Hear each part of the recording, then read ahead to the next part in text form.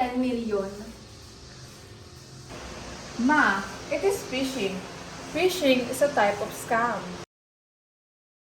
Phishing is when a scammer pretends to be someone or an organization you trust, like your bank, a service you use, or even a friend. They send you an email, text, or message that looks real and urgent, something like your account will be locked if you don't verify now, or we notice suspicious activity, click here to fix it. The message usually has a link or attachment. If you click it, you're taken to a fake website that looks almost exactly like the real one. The scammer is phishing, yes, for your username, password, bank, or credit card number. Once the scammer has your information, they can steal money, log into your accounts, or pretend to be you. It's a serious threat. To keep yourself safe, pause before you click. If you weren't expecting the message, be extra cautious. Check the sender's address and don't trust links in unsolicited messages. Instead of clicking the link, open your browser and go to the official website yourself. Don't use what's in the message. Turn on two-factor authentication so even if someone has your password, they still can't easily get in. If in doubt, contact the institution via their known official contact number rather than through the message. Stay alert when something seems urgent and involves your money or identity. It's worth taking a moment to verify. Boring. Panood na nga lang. Wala nga pala akong Netflix. Hindi, mahal-mahal kasi. Hindi legal safe ka lang ako.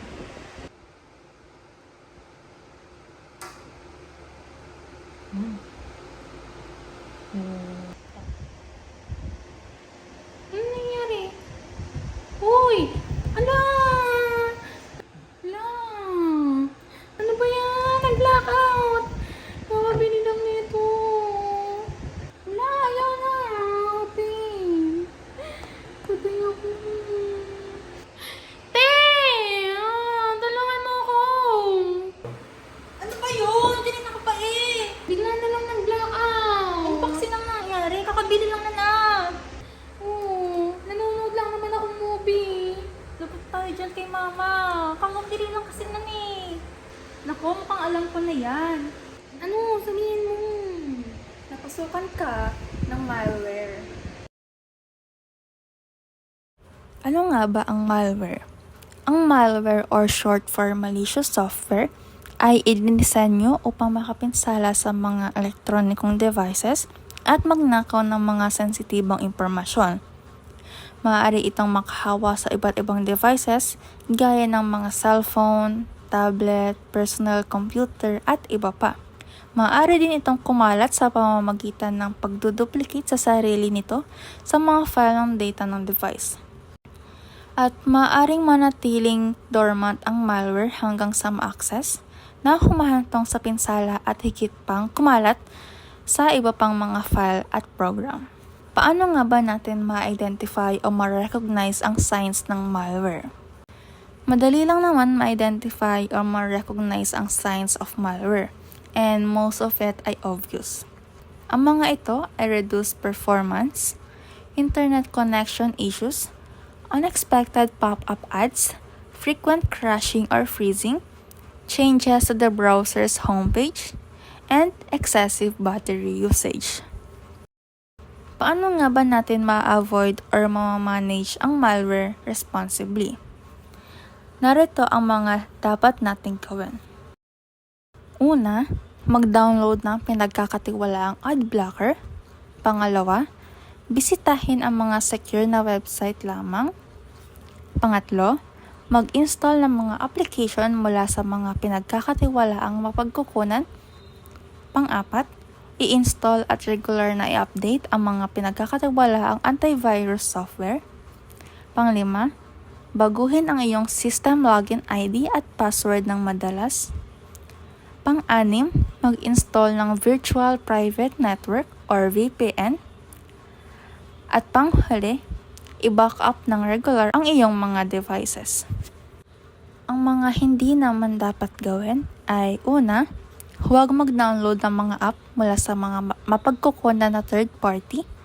Pangalawa, huwag magbukas ng mga kakaibang email, text, or mensahe na hindi alam ang pinagmulan. Pangatlo, buksan o i-click ang mga hyperlink or attachment o mga text messages mula sa hindi kilalang mga mapagkukunan o mga pop-up ad.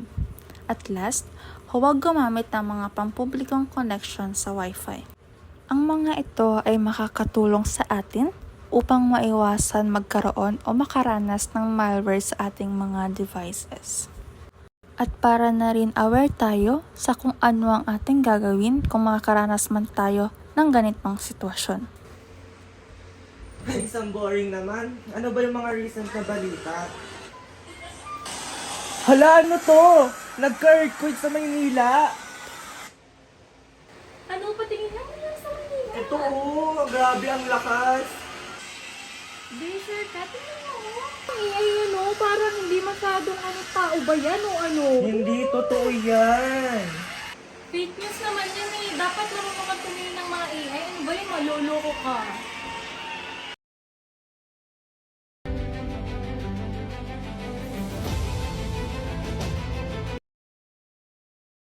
Fake news is basically false or misleading information that's made to look real.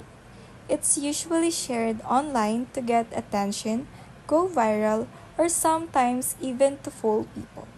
Nowadays, people use AI to create fake videos that look super real, like building collapsing, people running, or cracks forming on the ground. Some add fake sound effects or news caption to make it more believable. The problem is, these videos spread fast on social media. Many people believe them right away, share them, and cause unnecessary fear or confusion, especially if there's no real earthquake happening. That's why it is important to verify before you share. Always check the source, read carefully, and see if it came from a trusted news outlet or an official page. AI is a powerful tool, but if you use the wrong way, it can fool people and spread fake news. So let's all be smart online. Think twice, verify first, and don't believe everything you see on your feed. Remember, not everything you see online is true. Let's be responsible, think twice before clicking share, and help stop spread the fake news. Ang ganda ko today.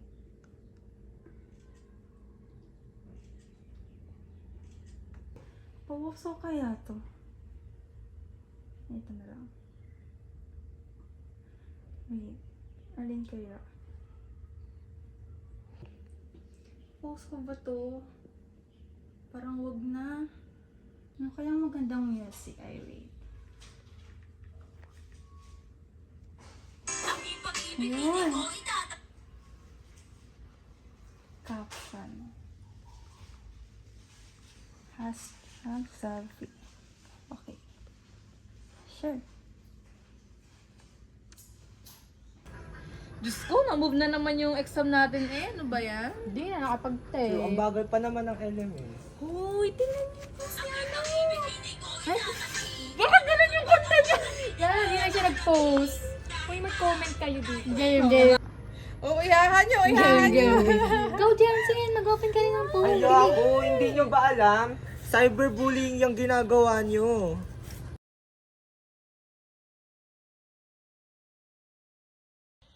So what is cyberbullying? Cyberbullying is when someone uses the internet, phones, or social media to hurt, embarrass, or even threaten another person. It can happen through messages, posts, or even comments online. There are many forms of cyberbullying. Harassment is when someone repeatedly sends mean or hurtful messages. Flaming is posting angry or rude comments to start fights. Denigration means spreading false or harmful information about someone.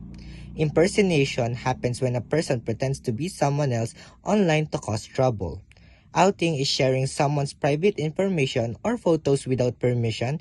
And lastly, exclusion is purposely leaving someone out of online groups or chats. Cyberbullying can cause stress, sadness, and even fear. That's why it's important to use the internet responsibly and treat others with kindness and respect online. Uy, natawag si Jana. Uy, Jancy, tama ba nangiram ka ng pera? Magkano nga uli? Ha? Kailan ko yun sinabi? Hindi ako nangihingi ng pera. Kanina lang. Ha? Account mo yun. Uy, hindi talaga. Wala, bakit kaya? Buti hindi ko pa nasisend. Teka nga, wait. Uy, ano yun? Hindi nga ako yun eh. Hindi nga ako nangihingi ng pera sa kanya. Ito oh. Oo nga, ikaw yan. Tamo, nag-send sa akin. Ano ba? Hindi nga sabi ako yan. Ikaw nga, nanghihingi ka pa ng pera, wala Uy, ng paano pera yung tao. account ko? Tingin nga ako. Mamaya ka mataranta. Ay, Oo. naku, Jancy. Ano? Identity theft yan.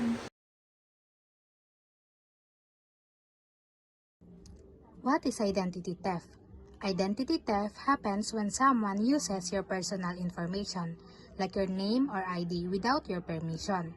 They do this to get money or other benefits. Same as the example scenario earlier, someone might use your name to borrow money online pretending to be you. They might even make fake videos or accounts so people will believe it's really you. To avoid identity theft, don't share your personal details, password, or ID online. Be careful when posting on social media and always use strong passwords. If this happens to you, report it right away to the police or to the company where it happened. Change your passwords and tell your friends not to believe any fake accounts or message using your name. Protect your identity. It's part of who you are. Stay alert, stay smart, and don't let anyone steal your name or your trust.